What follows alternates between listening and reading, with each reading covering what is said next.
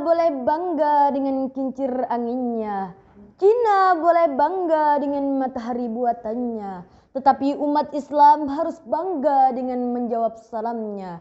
Bismillahirrahmanirrahim.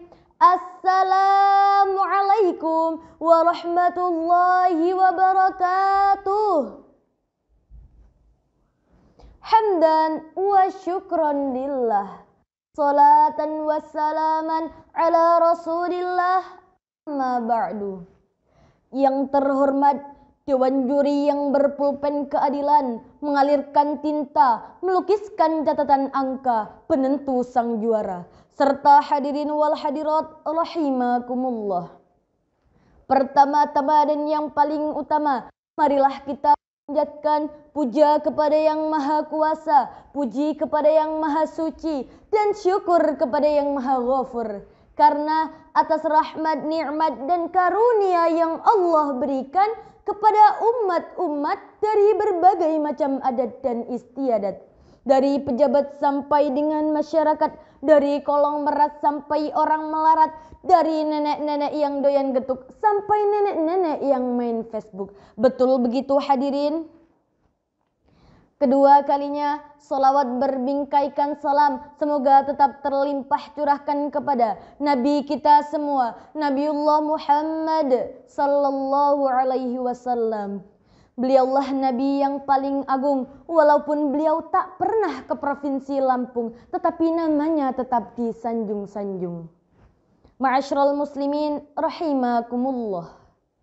Bila kita bayangkan Indonesia ini sebagai seorang laki-laki, maka tampaklah Indonesia ini seperti kakek tua yang rambutnya mulai memutih, tulangnya mulai merapuh, dan tenaganya yang mulai melemah. Namun, itu semua hanyalah bayangan teman-teman. Dan semoga saja Indonesia ini tidak seperti apa yang kita bayangkan.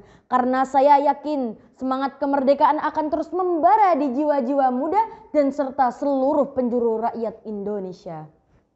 Maka dari itu, berdirinya saya di sini bukan untuk berbangga diri atau mencari sensasi, apalagi numpang selfie. Berdirinya saya di sini ingin menyampaikan sebuah pidato yang berjudul membangkitkan semangat generasi muda di era kemerdekaan.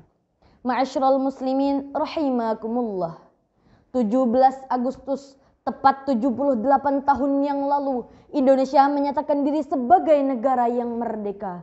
Merdeka dari segala bentuk penjajahan fisik dan mental kolonialisme yang telah bangsa ini alami selama beratus-ratus tahun lamanya. Perjuangan meraih kemerdekaan bukanlah hal yang mudah. Para pahlawan, baik yang berjuang secara lokal kedaerahan maupun di era nasional, telah rela berkorban nyawa demi tegaknya bumi pertiwi ini.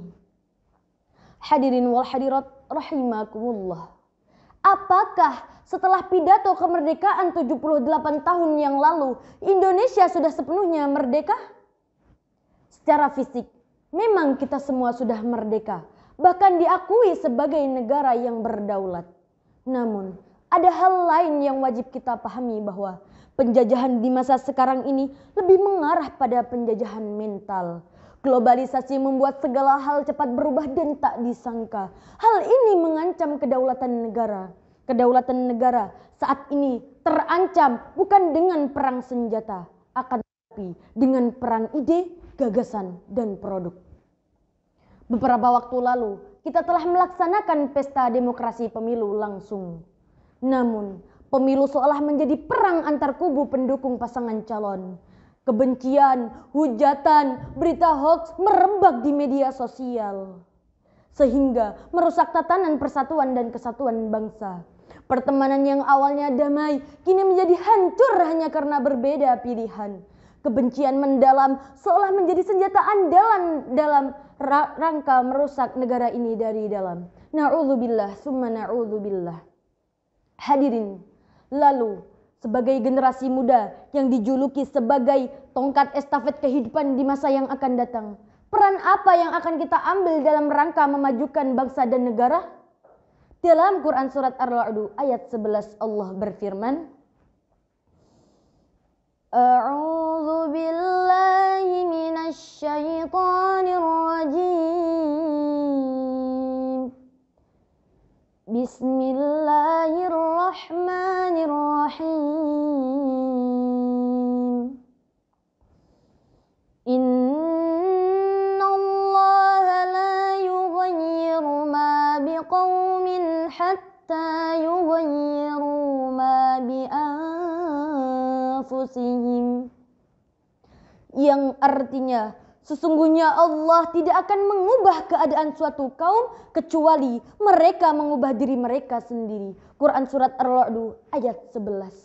Maka jelaslah bahwa di tangan kitalah wahai para pemuda akan maju atau mundurnya suatu bangsa. Indonesia selalu menanti karya-karya terbaik dari hasil manusia-manusia terbaik. Sebut saja seperti bagaimana ibu kita Kartini yang menulis dan tulisannya tembus di media besar Belanda. Bagaimana organisasi Budi Utomo berdiri hingga mampu memunculkan cikal bakal pemuda-pemudi yang cerdas dan semangat. Bagaimana Bung Karno dan kawan-kawan yang mampu menyusul Pancasila sebagai dasar negara kesatuan Republik Indonesia dan lain sebagainya.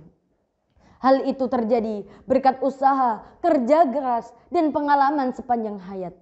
Oleh karena itu, marilah kita sebagai generasi muda harapan bangsa senantiasa berkontribusi dalam memajukan cita-cita bangsa dan negara. Demikianlah pidato yang dapat saya sampaikan. Terima kasih atas segala perhatian. Mohon maaf atas segala kekurangan. Kirim pesan lewat surat, pakai WhatsApp biar lebih cepat. Semoga yang sedikit ini bermanfaat untuk dunia dan akhirat. Pergi ke pasar membeli batik, pulangnya jungker balik. Wallahul muwafiq ila aqwamit thariq. Wassalamualaikum warahmatullahi wabarakatuh.